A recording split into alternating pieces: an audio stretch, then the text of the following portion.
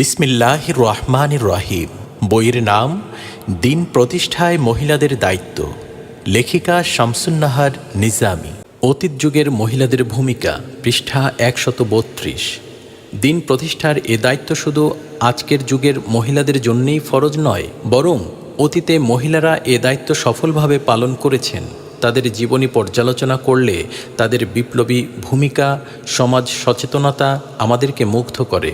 তারা এ ভূমিকা পালন করে আমাদের জন্য রেখে গেছেন এক স্বর্ণোজ্জ্বল দৃষ্টান্ত। সবার জীবনী আমরা সঠিকভাবে জানতে পারিনি, আবার যাও জেনেছি এ ক্ষুদ্র পরিসরে তাদের সবার জীবনী আলোচনা করা সম্ভব নয়। এখানে আমরা কতিপয় মহিলার বিপ্লবী ভূমিকা আলোচনা করছি। মুহাম্মদ সাল্লাল্লাহু আলাইহি ওয়াসাল্লামের পূর্বে বিবি আসিয়া, পৃষ্ঠা ৩৩। বিবি আসিয়া ছিলেন ফেরাউনের স্ত্রী।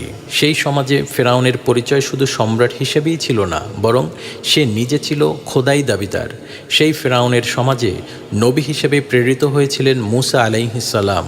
ফেরাউনের স্ত্রী আসিয়া প্রখর বুদ্ধি এবং বিচক্ষণতা দিয়ে বুঝতে পেরেছিলেন হক এবং বাতিলের পার্থক্য। তিনি ঈমান এনেছিলেন মুসা আলাইহিস সালামের আনিত দ্বীনের প্রতি, আর অস্বীকার করেছিলেন তার স্বামীর মন গড়া আইনকে। এটা কম বড় হিম্মত এবং সাহসের ব্যাপার ছিল না। তার সামনে ছিল দুটি দিক। একদিকে তিনি ফেরাউনের কর্তৃত্ব মেনে নিলে সম্রাজ্ঞী হিসেবে সে সমাজের যাবতীয় সুখ সুবিধা ভোগ করতে পারতেন। অন্যদিকে সত্যের পথ, যা মেনে নেয়ার ফল দুনিয়াতে ছিল ভয়াবহ, কিন্তু পরকালীন মুক্তি এতে নিহিত ছিল। মহিষী মহিলা দুনিয়ার কোনো সুখ সম্ভোগের পরোয়া না করেই মেনে নিলেন সত্যকে, যার ফলে তাকে সইতে হয়েছে দুঃখ যন্ত্রণা, এমনকি শেষ পর্যন্ত তার জীবন দিতে হয়েছে, কিন্তু বাতিলের কাছে তিনি মাথা নত করেননি। বিবি হাজেরা, পৃষ্ঠা ৩৩ ও ৩৪। বিশ্বনেতা হজরত ইব্রাহিম আলাইহিস সালামের যোগ্যতমা সহধর্মিণী বিবি হাজেরা। আমরা তাকে দেখতে পাই আরবের মরু প্রান্তরে। ইব্রাহিম আলাইহিস সালাম আল্লাহর নির্দেশে শিশুপুত্র ইসমাইল আলাইহিস সালাম সহ তাকে রেখে আসছেন জনমানবহীন মক্কার মরু প্রান্তরে, সাথে শুধু এক পুটলি খেজুর আর এক মশক পানি। ইব্রাহিম আলাইহিসসালাম যখন তাদেরকে রেখে ফিরে আসছেন, বিবি হাজেরা তার পিছু পিছু আসছেন আর জিজ্ঞেস করছেন, আপনি কি আমাদেরকে এখানে রেখে যাচ্ছেন? ইব্রাহিম আলাইহিসসালাম কোনো কথা বলেন না। শেষে নিরুপায় হয়ে তিনি জিজ্ঞেস করলেন, আপনি কি আল্লাহর নির্দেশে এমন করছেন? তিনি শুধু বললেন হ্যাঁ। বিবি হাজেরা নিশ্চিত হলেন, বললেন, তাহলে তিনি নিশ্চয়ই আমাদেরকে ধ্বংস হতে দিবেন না। এ কত বড় প্রত্যয়, কত দৃঢ় ঈমান! সেই ঈমানের অধিকারী হয়েই কেবল স্বামীকে আল্লাহর নির্দেশিত পথে চলতে, আল্লাহর নির্দেশ পালন করতে সাহায্য করা যায়। এরপরে কোরবানির ঘটনা, সে তো আরও চমকপ্রদ। মরুবুকে তিলে তিলে গড়ে তোলা একমাত্র পুত্র ইসমাইল আলাইহিসসালাম আল্লাহ কর্তৃক আদিষ্ট হয়ে ইব্রাহিম আলাইহিসসালাম সেই পুত্রকে নিয়ে চললেন কোরবানি করার জন্যে। সহাস্য বদনে তুলে দিলেন তিনি পুত্রকে স্বামীর হাতে, কেননা তিনি জানতেন তার স্বামী সত্যি আল্লাহর নবী। ইসমাইল আলাইহিসসালাম সেও উপযুক্ত মায়ের বাহাদুর ছেলে। আল্লাহর রাহে কোরবানির কথা শুনে খুশিতে চললেন পিতার সাথে। এমন মা না হলে এরকম ছেলে কখনো হয় না। মা এবং স্ত্রী হিসেবে এমন ভূমিকা পালন করতে না পারলে কেমন করে আল্লাহর নবী আল্লাহর এসব পরীক্ষায় উত্তীর্ণ হতে পারতেন আর প্রতিষ্ঠিত হতো আল্লাহর দিন? আল্লাহ রব্বুল আলামিনও তাদেরকে পুরস্কৃত করলেন দুনিয়াতে এবং আখেরাতে। সাফা ও মারোয়া পাহাড়, আবে জমজম সহ সমস্ত মক্কার ধূলিকণা তাদের স্মৃতি বহন করছে। লক্ষ লক্ষ মানুষ হজের সময় স্মরণ করে সে ইতিহাস। কোরবানির মাধ্যমে গোটা মুসলিম বিশ্বের সমস্ত মানুষ শপথ নেয় এমনি করে সর্বস্ব আল্লাহর রাহে বিলিয়ে দেয়ার। রাসূল করিম সাল্লাল্লাহু আলাইহি ওয়াসাল্লামের যুগে বিবি খাদিজা রাদিয়াল্লাহু তাআলা আনহা, পৃষ্ঠা ৩৪ থেকে ৩৭। বিবি খাদিজা শুধু শেষ নবী হজরত মুহাম্মদ সাল্লাল্লাহু আলাইহি ওয়াসাল্লামের স্ত্রী ছিলেন না, তিনি তার বিপ্লবী আন্দোলনের প্রথম কর্মী, প্রথম মুসলমান। সেই অন্ধকারময় কুসংস্কারাচ্ছন্ন সমাজে একজন মহিলার পক্ষে সত্যকে চিনতে পারা তীক্ষ্ণ বুদ্ধি এবং প্রখর প্রজ্ঞারই পরিচয় বহন করে। তিনি খুব ভালোভাবে বুঝতে পেরেছিলেন যে অধপতিত এ জাতিকে সঠিক পথে চালিত করতে হলে নবীর এ আন্দোলন শুধু পুরুষের যোগদানই যথেষ্ট নয়, নারী সমাজকেও তার সাধ্য অনুযায়ী এগিয়ে আসতে হবে, সাহায্য সহযোগিতা করতে হবে।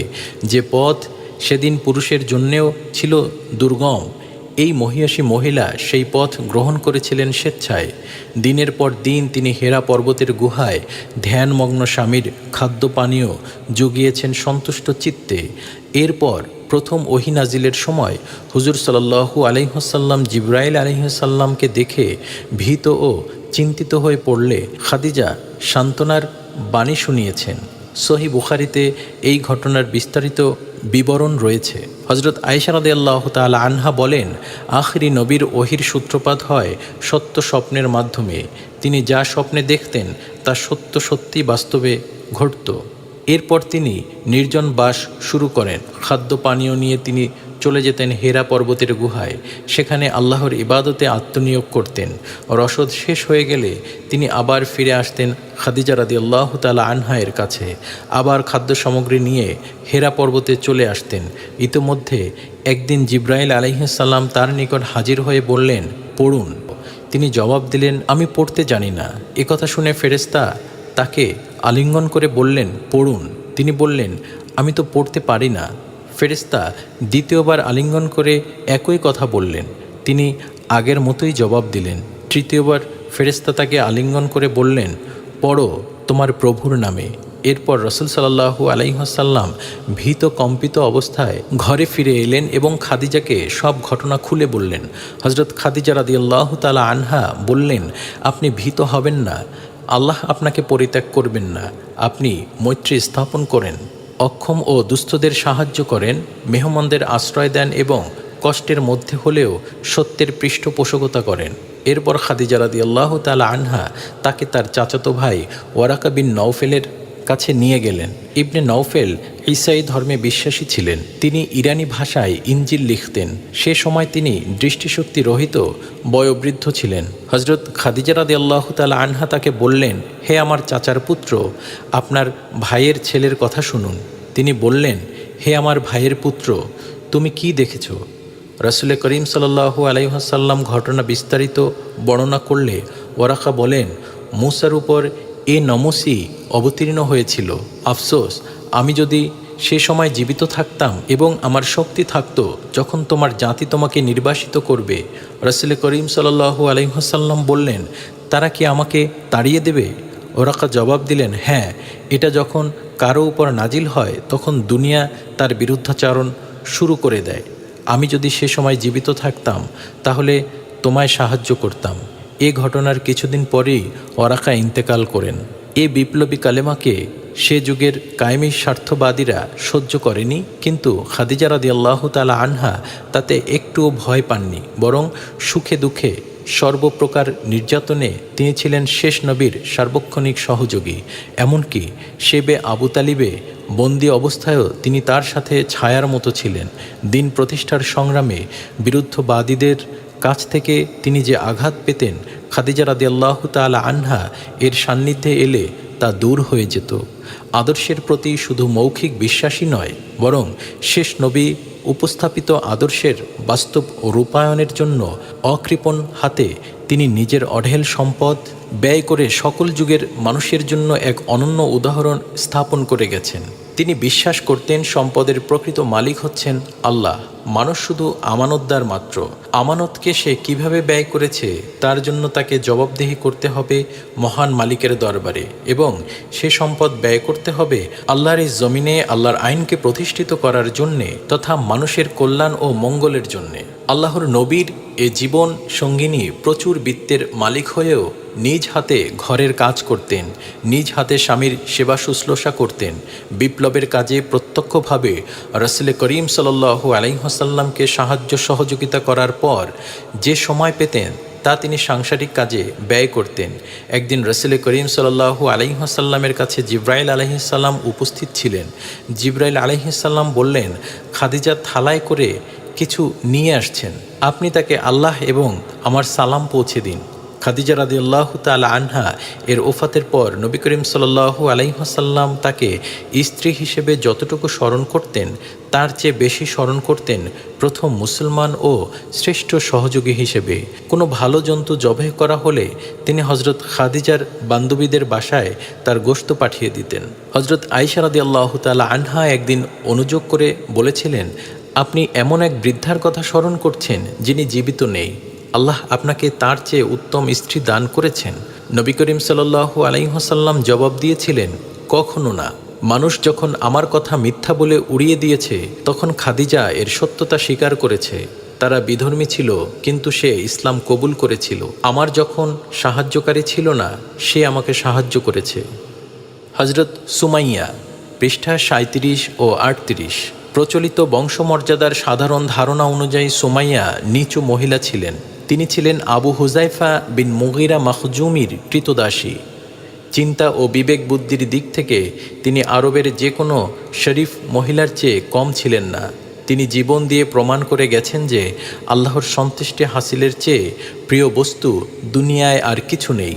তিনি ছিলেন প্রসিদ্ধ সাহাবী হজরত আম্মারের মা, আর আম্মার ছিলেন ইসলামের প্রথম মসজিদ স্থাপনকারী। হজরত আম্মার বিন ইয়াসিরের মা সুমাইয়া রাসূল সাল্লাল্লাহু আলাইহি ওয়াসাল্লামের রেসালাতে আস্থা স্থাপন করে মুসলমানদের সংখ্যা 7-এ উন্নীত করেন। এই নতুন প্রচারিত দিনের প্রতি বিশ্বাস আনার পরিণাম তিনি জানতেন, কিন্তু কোনো ভয় ভীতি তাকে এ পথ থেকে টলাতে পারেনি। তার উপরে নেমে এসেছে নির্যাতনের স্ট্রিম রোলার, কিন্তু ইমানের বলে বলিয়ান হয়ে স্বামী এবং পুত্রকে সাথে নিয়ে তিনি অটল রইলেন সত্যের পথে। নির্যাতন ভোগ করে স্বামী ইয়াসির মৃত্যুবরণ করলেন, কিন্তু তাতেও দমলেন না তিনি। মক্কার কাফের দল তখন ক্ষিপ্ত হয়ে উঠেছে। তারা সুমাইয়াকে শুইয়ে দিত তপ্ত বালুর উপর, মাথার উপর প্রদীপ্ত সূর্য। এ অবস্থায় কেটে যেত সারাদিন। সন্ধ্যাবেলা ঘরে ফিরিয়ে এনে এই নতুন দিন সম্পর্কে চিন্তা ভাবনা করার সুযোগ দেয়া হতো। পরদিন এসে তারা নিরাশ হতো, আবার শুরু হতো নির্যাতন। বাড়িয়ে দিত তার কষ্টের মাত্রা আরও। রাসূল সাল্লাল্লাহু আলাইহি ওয়াসাল্লাম ব্যথিত হতেন, সুসংবাদ দিতেন জান্নাতের। একদিন নির্যাতন ভোগ করে সুমাইয়া ফিরছেন কুটিরে। আবু জেহেল তার ঘরে এসে অকথ্য ভাষায় গালাগালি করতে লাগলো, কিন্তু তাতেও তার রাগ পড়ল না। একটা বর্ষা দিয়ে আঘাত করল সুমাইয়ার বুকে। দুশমনের আঘাতে শহীদ হলেন তিনি। সুমাইয়াই ইসলামের ইতিহাসের মধ্যে প্রথম শহীদ। হিজরতের আগেই ঘটেছিল এ ঘটনা। হজরত আয়েশা, পৃষ্ঠা 38, 39, 40। হজরত আয়েশা রাদিয়াল্লাহু তাআলা আনহা ছিলেন হজরত আবু বকর রাদিয়াল্লাহু তাআলা আনহুয়ের কন্যা এবং মুহাম্মদ সাল্লাল্লাহু আলাইহি ওয়াসাল্লামের স্ত্রী। উম্মুল মুমিনিন হজরত আয়েশা রাদিয়াল্লাহু তাআলা আনহা রাসূল করিম সাল্লাল্লাহু আলাইহি ওয়াসাল্লামের নবুয়ত প্রাপ্তির 4 বছর পর মক্কায় জন্মগ্রহণ করেন। মাত্র 6 বছর বয়সে রাসূল করিম সাল্লাল্লাহু আলাইহি ওয়াসাল্লামের সাথেই তার বিয়ে হয়। নবী করিমের সাথে 9 বছর দাম্পত্য জীবনযাপনের পর তিনি বিধবা হন। এই 9 বছরে তিনি অর্জন করেছিলেন দ্বীনের প্রকৃত ইলম, যে ইলমের ভিত্তিতে গড়ে উঠেছিল তার প্রখর ব্যক্তিত্ব আর অন্যায়ের সাথে আপোষহীন ইস্পাত কঠিন চরিত্র। তিনি ছিলেন প্রকৃত জ্ঞানের এক সুউচ্চ পাহাড়। পুরুষ, নারী, যুবক, বৃদ্ধ নির্বিশেষে সবাই তার কাছে আসত, আর অত্যন্ত নিরহংকারভাবে তিনি জ্ঞান বিতরণ করতেন। কুরআন ও হাদিসের তিনি ছিলেন পণ্ডিত। খোলাফায়ে রাশেদার আমলে তিনি বিভিন্ন বিষয়ে রায় প্রদান করতেন। ইসলামী শরিয়াত, আহকাম এবং আকিদা সম্পর্কে তিনি খুব সূক্ষ্ম জ্ঞান রাখতেন। অনেক গুরুত্বপূর্ণ বিষয় বুঝতে না পেরে অনেক পণ্ডিত তার কাছে আসতেন। তারই সময়ে ইবনে আবি সাঈম তাবি প্রত্যেক নামাজের পর দীর্ঘ মোনাজাত করতেন।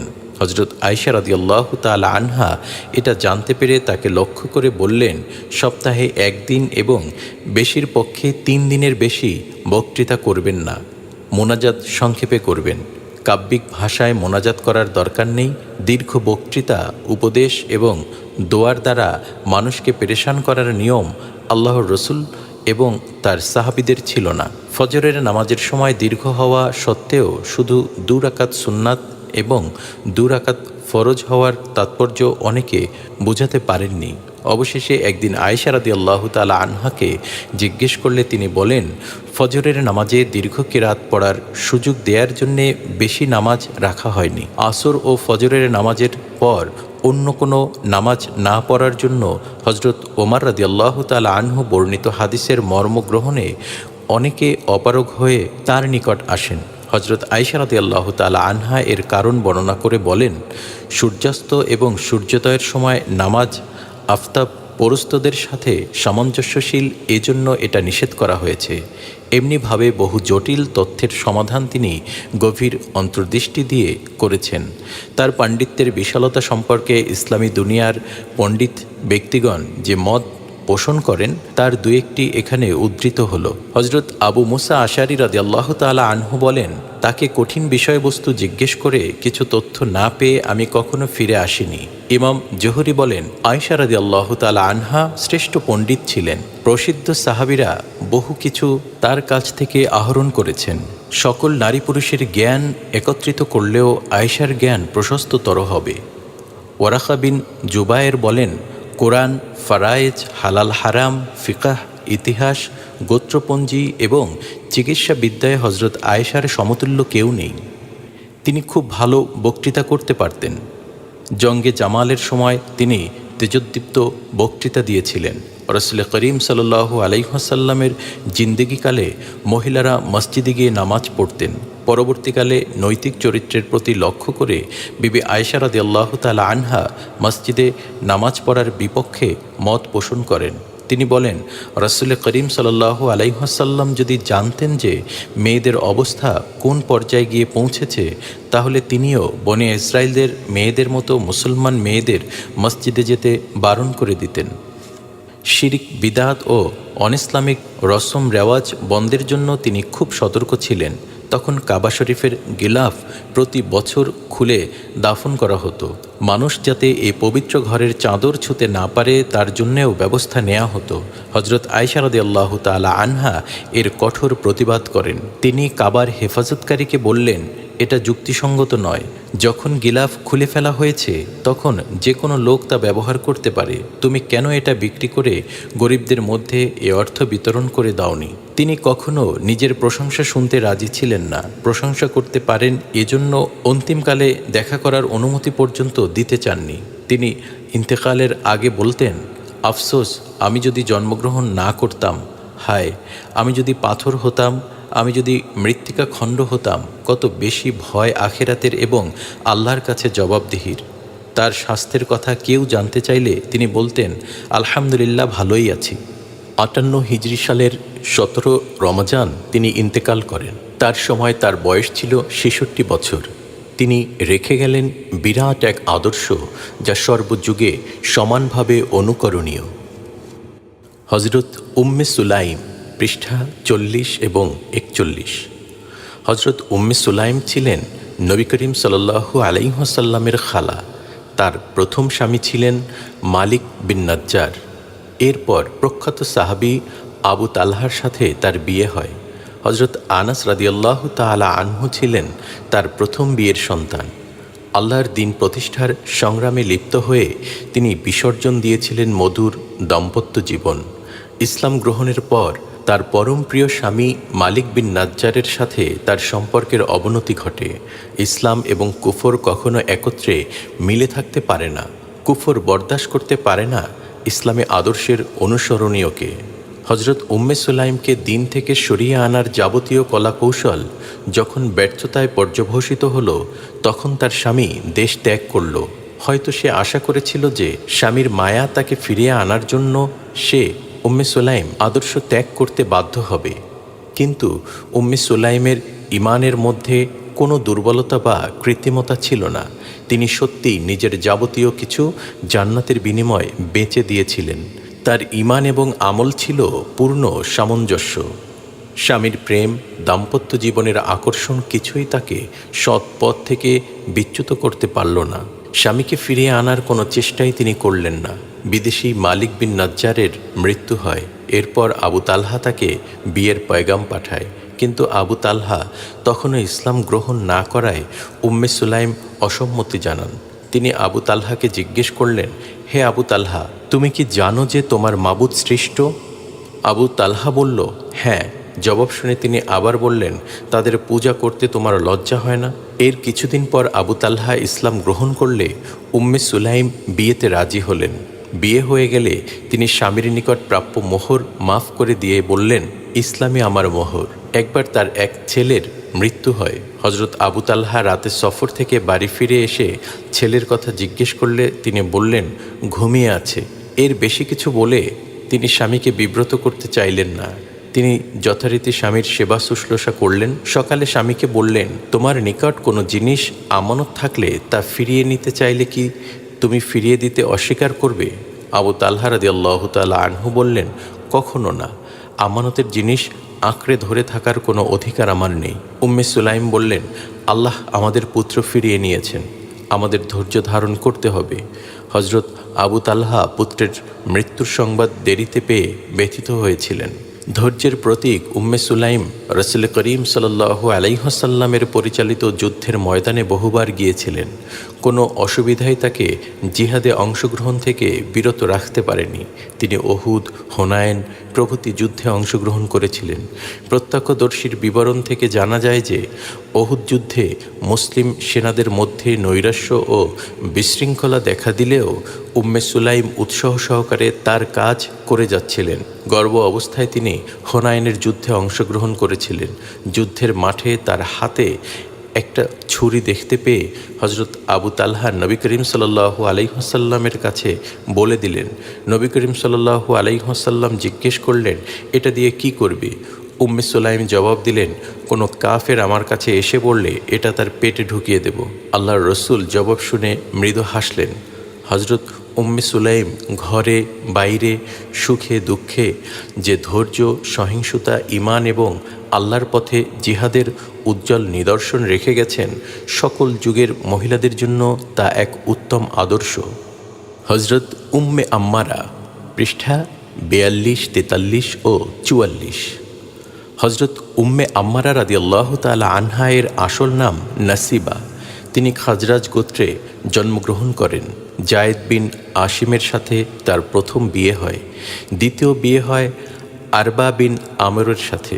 মদিনায় ইসলামের আওয়াজ পৌঁছানোর কিছুদিনের মধ্যেই মদিনার বিশিষ্ট ব্যক্তিগণ ইসলাম কবুল করে নিলেন।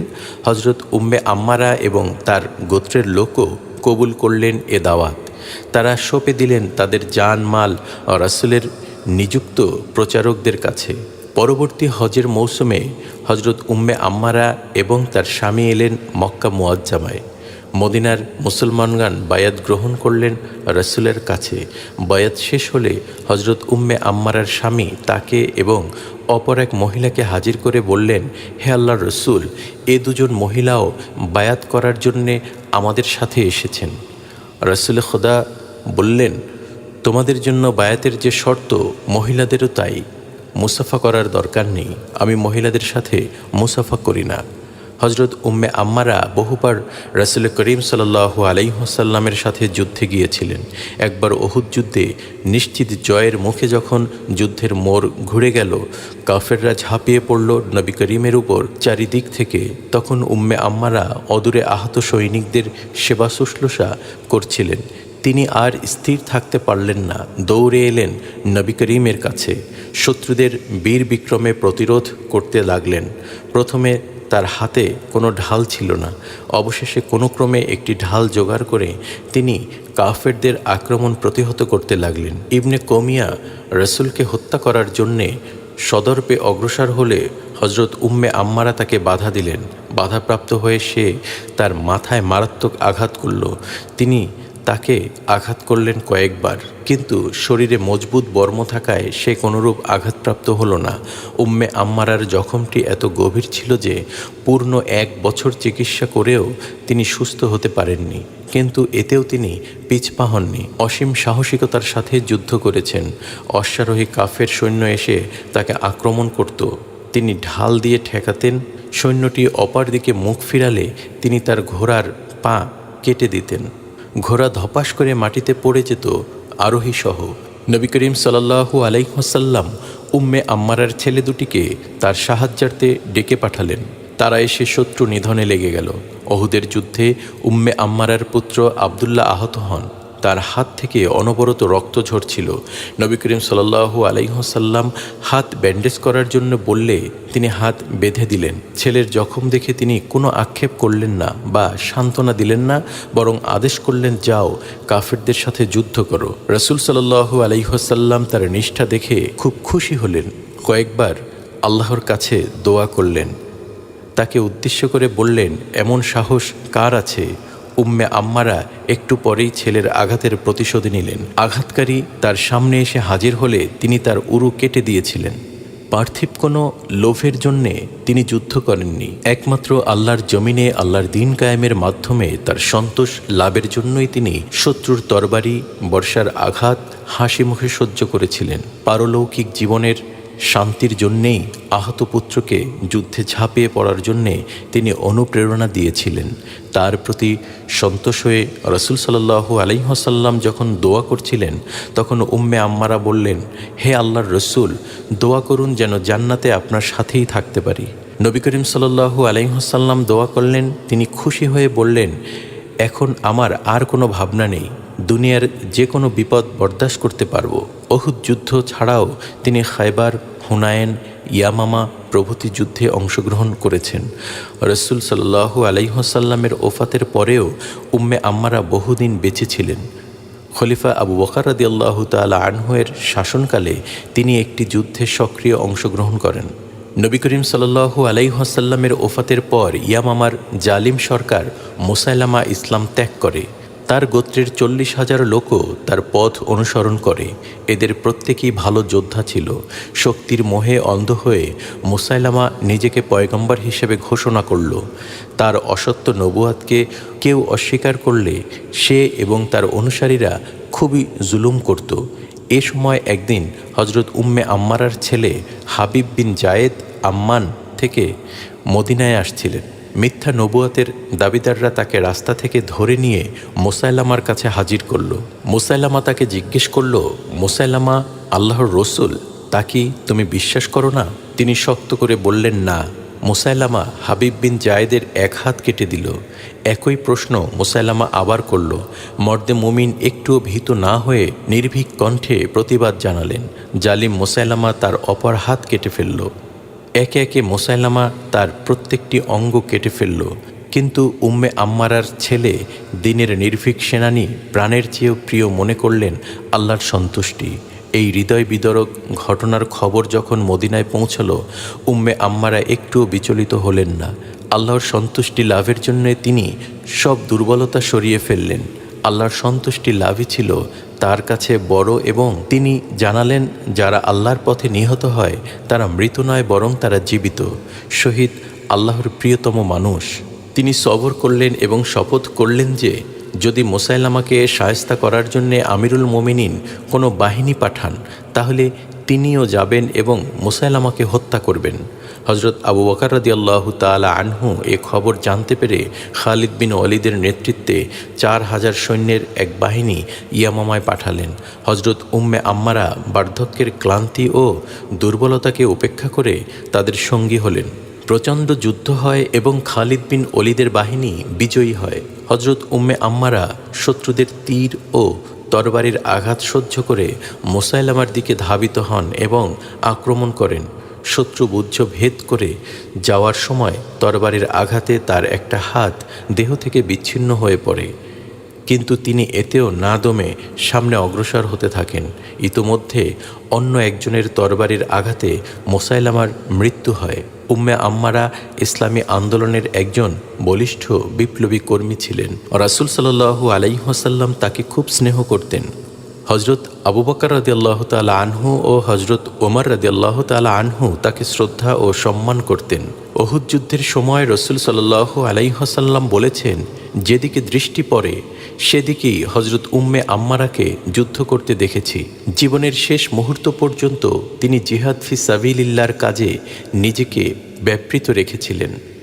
হজরত উম্মে সালামা, পৃষ্ঠা 45 ও 46।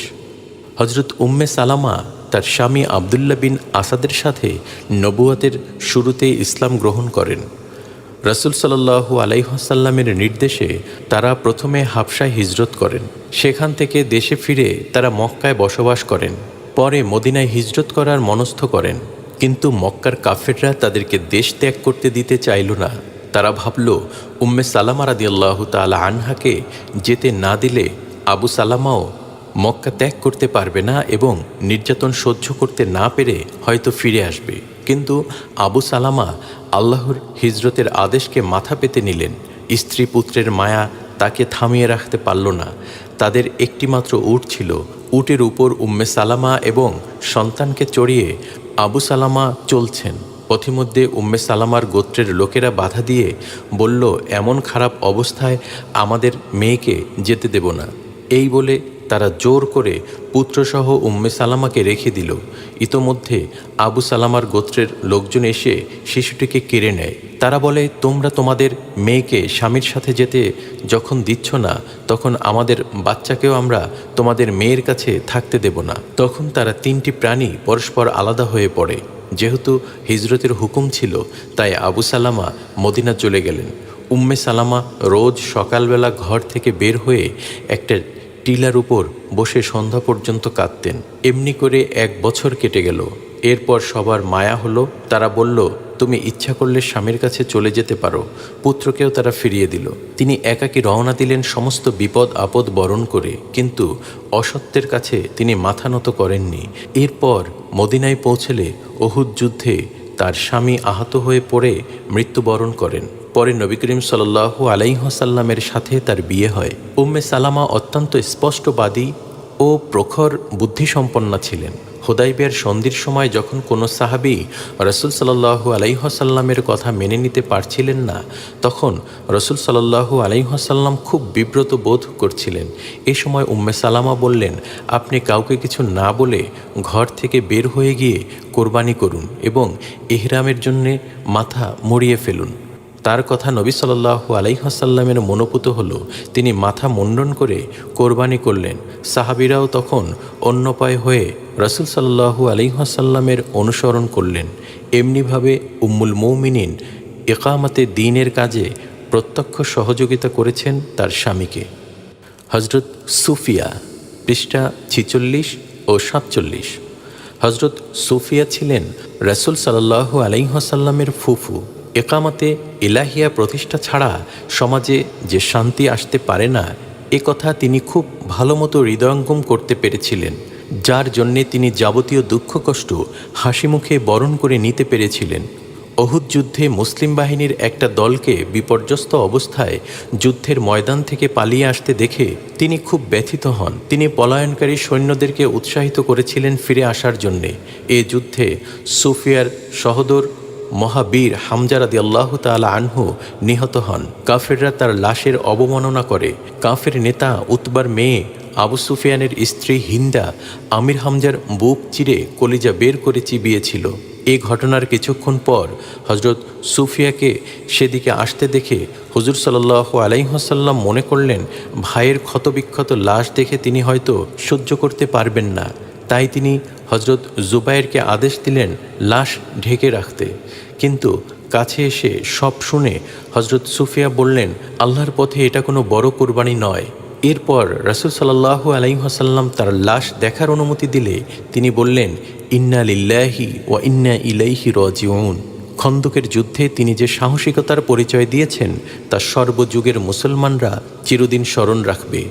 এই যুদ্ধে মুসলমান মহিলাদের একটা আলাদা দুর্গে একত্রিত করে হযরত হাসানকে তার রক্ষক নিযুক্ত করা হয়। ইহুদিরা এ দুর্গটি অরক্ষিত ভেবে আক্রমণ করতে মনস্থ করে এবং এ সম্পর্কে তথ্য সংগ্রহের জন্য একজন লোক পাঠায়।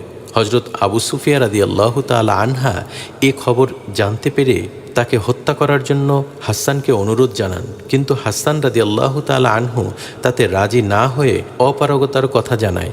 অগত্যা হযরত সুফিয়া তাঁবুর একটি খুঁটি নিয়ে ইহুদির মাথা ভেঙে ফেলেন।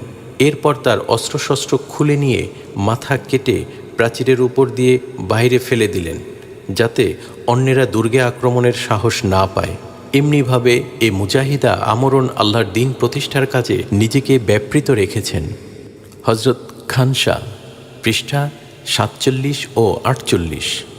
হজরত খানশা একজন বিখ্যাত কবি ছিলেন। শুধু কবিই নন, তিনি ছিলেন একজন আদর্শ মাতা। তিনি তার 4 ছেলেসহ যুদ্ধে যোগদান করেন। এ সময় তিনি পুত্রদেরকে যে উপদেশ দিয়েছিলেন তা সর্বযুগের মেয়েদের জন্য প্রকৃষ্ট উদাহরণ। তিনি বলেছিলেন, হে প্রিয় ছেলেরা, তোমরা নিজের ইচ্ছা ইসলাম কবুল করেছ এবং হিজরত করেছ। এছাড়া দেশ ছাড়ার আর কোনো কারণ ছিল না। আল্লাহর কসম, তোমরা এক পিতামাতার সন্তান। আমি তোমাদের পিতার সাথে কখনো বিশ্বাসঘাতকতা করিনি এবং তোমাদের মায়ের নামেও কলঙ্ক লেপন করিনি। হে ছেলেরা, তোমরা নিশ্চয়ই জানো যে দুনিয়া একদিন ধ্বংস হবে, আর সত্যের শত্রুদের সাথে জিহাদ করা খুবই সওয়াবের কাজ। তোমাদের মনে রাখা উচিত যে দুনিয়ার জীবনের চেয়ে পরকালের জীবন অনেক উত্তম। আল্লাহ বলেন, হে ঈমানদারগণ, বিপদে ও দুঃখ কষ্টে ধৈর্য ধারণ করো এবং সবর করো। তাদের সাথে জিহাদের জন্য প্রস্তুত থাকো, তাহলে তোমরা সাফল্য লাভ করতে পারবে। হে পুত্রগণ, এ কথাগুলো মনে রেখে কাল যুদ্ধে যোগ দেবে, আল্লাহর সাহায্য চাইবে এবং শত্রুর সাথে লড়বে। যুদ্ধের তীব্রতা বেড়ে গেলে শত্রুর নেতাকে আক্রমণ করবে। ইনশাআল্লাহ সসম্মানে সাফল্য লাভ করে জান্নাতে যেতে পারবে। পরদিন ভয়ঙ্কর যুদ্ধ শুরু হলো। ছেলেরা মায়ের উপদেশ স্মরণ করে শত্রুদের উপর ঝাঁপিয়ে পড়ল। শহীদ না হওয়া পর্যন্ত তারা বীর বিক্রমে লড়েছিলেন। এটা ছিল কাদিসিয়ার যুদ্ধ। যুদ্ধে তার সবকটি ছেলেই শহীদ হন। শাহাদাতের খবর পেয়ে তিনি আল্লাহর শুকরিয়া আদায় করেন এবং বলেন, সন্তানদের শাহাদাতের মাধ্যমে আল্লাহ আমাকে সম্মানিত করেছেন। আল্লাহর রহমতে আমিও তাদের সাথে থাকতে পারবো এ আশা করি। শুধু মক্কার কুরাইশ এবং সম্ভ্রান্ত মহিলারাই একামতে দ্বীনের কাজে নবী সাল্লাল্লাহু আলাইহি ওয়াসাল্লামের সাথী ছিলেন না, বরং সাধারণ আনসার মহিলারাও তারা আল্লাহ ও তার রসুলকে ভালোবাসতেন দুনিয়ার যে কোনো জিনিসের চেয়ে বেশি। রসুল সাল্লাল্লাহু আলাইহি ওয়াসাল্লামের কোনো দুঃসংবাদে তারা বিচলিত হয়ে পড়তেন। এমনই একটি ঘটনা, হজরত মুহাম্মদ সাল্লাল্লাহু আলাইহি ওয়াসাল্লামের আদেশ পূর্ণ গুরুত্ব সহকারে পালন না করায় ওহুদের যুদ্ধে মুসলমানদের উপর নেমে আসে বিপর্যয়। অসংখ্য সাহাবী শহীদ হন। স্বয়ং রাসূল সাল্লাল্লাহু আলাইহি ওয়াসাল্লামও আহত হন। শত্রুর তীরের আঘাতে তার একটি দাঁত ভেঙে যায়। যুদ্ধের ময়দানে রাসূল সাল্লাল্লাহু আলাইহি ওয়াসাল্লামের মৃত্যুর সংবাদে সাহাবারা হতাশ হয়ে পড়েন।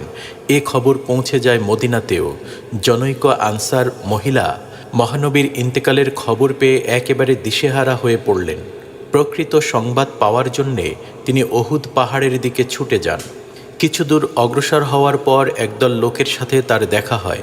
তিনি তাদের কাছে আল্লাহর রসুলের খবর জিজ্ঞেস করে কোনো জবাব পান না। এদের একজন বলল, শত্রুর তরবারির আঘাতে আপনার পিতা শহীদ হয়েছেন।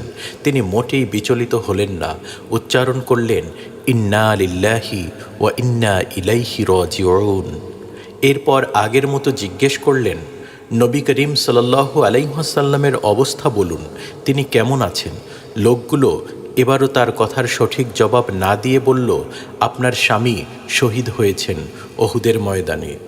দ্বিতীয় ব্যক্তি বললেন, আপনার পুত্র শাহাদাত বরণ করেছেন। তৃতীয় ব্যক্তি তার ভাইয়ের শাহাদাতের খবর দিল। তিনি ইন্না লিল্লাহি ওয়া ইন্না ইলাইহি রাজিউন পড়লেন। একে একে 4 জন প্রিয় ব্যক্তির শাহাদাতের খবর শুনেও তার মন থেকে নবী করিম সাল্লাল্লাহু আলাইহি ওয়াসাল্লামের চিন্তা দূর হলো না। তিনি আগের মতো ব্যস্ততার সাথে জানতে চাইলেন রাসূল সাল্লাল্লাহু আলাইহি ওয়াসাল্লামের খবর। এবার তারা বলল, নবী করিম সাল্লাল্লাহু আলাইহি ওয়াসাল্লাম ফিরে এসেছেন, তিনি ভালো আছেন। আনসার মহিলাটি এতেও নিশ্চিত হতে না পেরে বললেন, তিনি কোথায় আছে বলুন। তারা সামনে একটি জনতা দেখিয়ে দিল। তিনি সেখানে গিয়ে নবী করিম সাল্লাল্লাহু আলাইহি ওয়াসাল্লামকে দেখে আশ্বস্ত হলেন এবং তাকে বললেন, হে আল্লাহর রসুল, আমার পিতা মাতা আপনার জন্যে কোরবান, কারো মৃত্যুর জন্যে আমি চিন্তা করি না। রাসূল সাল্লাল্লাহু আলাইহি ওয়াসাল্লামের প্রতি এত ভালোবাসা না থাকলে একটা আদর্শ সমাজের গোড়াপত্তন হবে কেমন করে? এমনিভাবে শুধু 2-1 নয়, বহু সংখ্যক মহিলা সাহাবী রাসূল করিম সাল্লাল্লাহু আলাইহি ওয়াসাল্লামের একামতে দ্বীনের কাজে প্রত্যক্ষ অবদান রেখেছেন। তারা সরাসরি লিপ্ত হয়েছেন বাতিলের সাথে সংঘাত সংঘর্ষে, জিহাদে উদ্বুদ্ধ করেছেন নিজের প্রাণপ্রিয় স্বামী সন্তানকে।